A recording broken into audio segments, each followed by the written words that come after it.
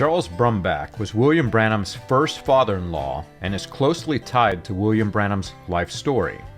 In the gut-wrenching tale of his first marriage to Hope Brumbach, William Branham described building the courage to visit Mr. and Mrs. Brumbach to ask for Hope's hand in marriage. Like many parts of William Branham's life stories, however, the scenes described were fiction. Charles Brumbach married Hazel Scott in 1912. Shortly after, Charles and Hazel moved to Logansport, Indiana, and Hazel became critically ill.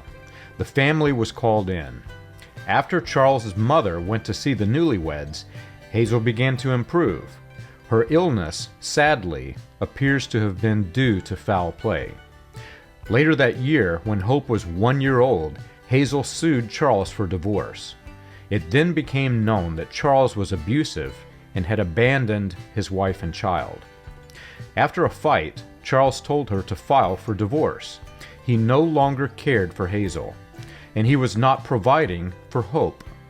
By 1919, Charles had returned to Jeffersonville and began building a new life.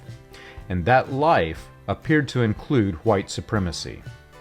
The same year that Charles Branham was arrested for his involvement with the production of illegal liquor for the R.E. Wathen distilleries and Otto H. Wathen, the Fiery Cross, the Ku Klux Klan's Indiana newsletter, published a story about the Klan's headquarters in Jeffersonville being burned.